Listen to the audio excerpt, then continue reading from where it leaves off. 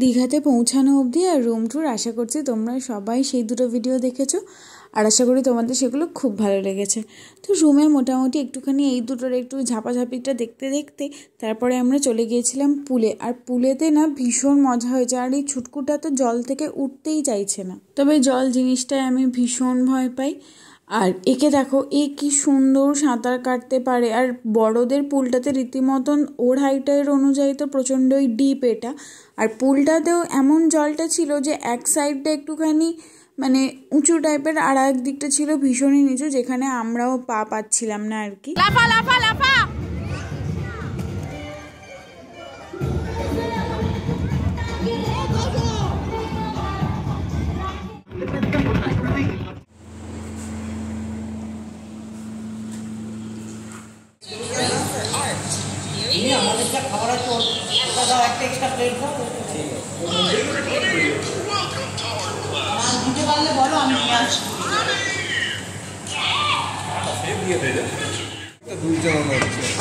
আমরা যে হোটেলে ছিলাম, হোটেল রেডলি ইন্টারন্যাশনাল, তো সেখানেই আমরা লাঞ্চটা করবো ভেবেছিলাম, কারণ সেদিনটা প্রচণ্ড টায়ার্ড ছিলাম। সেই কারণে আমরা খাবারগুলো নিয়েছিলাম। কি কি নিয়েছিলাম সেগুলো একবার আগে বলে দিই। ছিল হচ্ছে ভাত, ডাল, আলু চিপস, পটল আলু চিংড়ি দিয়ে একটা তরকারি, আর ছিল সবার জন্য ইন্ডিভিজুয়াল একটা করে পমফ্রেট মাছ, আর বাচ্চাগুলোর জন্য ছিল হচ্ছে মাছ ভাজা। খাবারগুলো ওখানে এত ভালো ছিল যে ডালগুলো ভাত দিয়ে খাবার জন্য তো এনাফ ছিল, তারপরেও কিছুটা ছিল, তো সেইগুলোকে সবাই চামচ দিয়ে মানে এমনি করেই খেয়ে নিয়েছে। আর পমফ্রেট মাছের সাইজটা জাস্ট মানে কি বলবো, ভীষণ বড় ছিল। দাম অনুযায়ী খাবার দাবারের কোয়ালিটি ভীষণ ভালো, একদম আপ টু দ্য মার্ক ছিল। এটা কি এই জাস্ট আমি রেডি হলাম। এই আউটফিটটা আমরা তিনজনে ম্যাচিং করেই নিয়েছি। পুরো আউটফিটটা অনেকে এক্ষুনি রাখছি। এই যে ভীষণ সুন্দর একদম, ঘরটা তো বুঝতেই পারছি একটু অবসালো, এটা তো মানে হোটেলের মধ্যে একটু হয়েই যায়।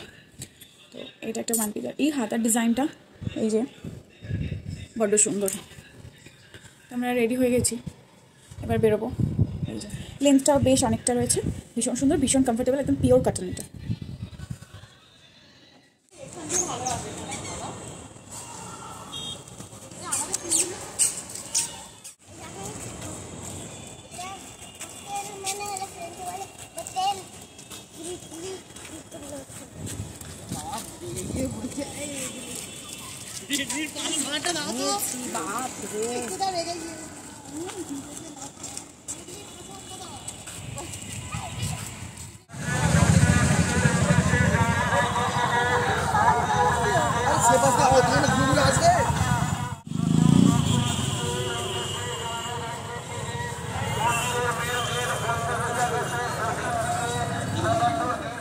এই সিস্টেমটা আমার একদমই ভালো লাগেনি।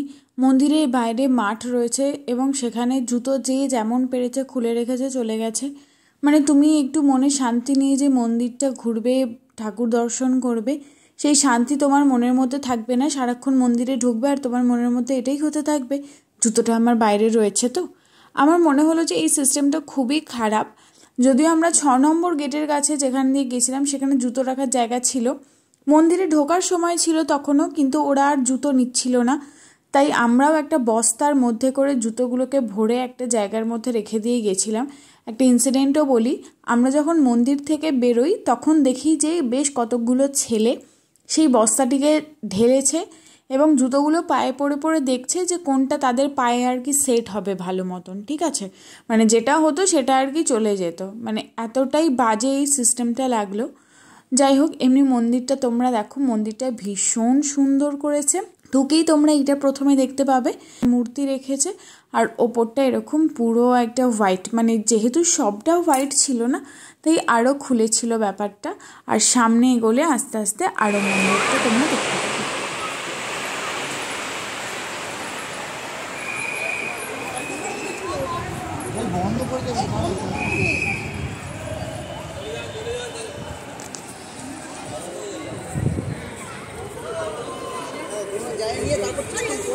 আদি কোথায়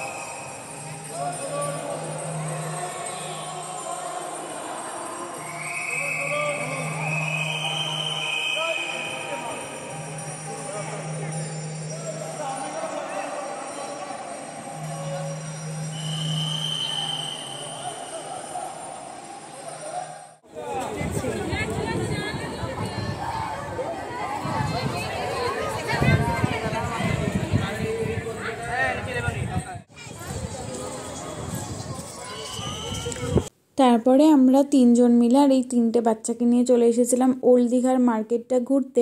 আর ওরা সবাই গিয়েছিল চিকেনটা রান্না করাতে দিতে। আজকের ভ্লগটা তাহলে এইটুকুই থাক। আর তোমাদের দীঘার জগন্নাথ মন্দির কেমন লাগলো অবশ্যই কমেন্ট বক্সে জানিও। দেখা হবে খুব শিগগিরই পরের একটা ভ্লগের সাথে। ততক্ষণের জন্য সবাই খুব ভালো থেকো।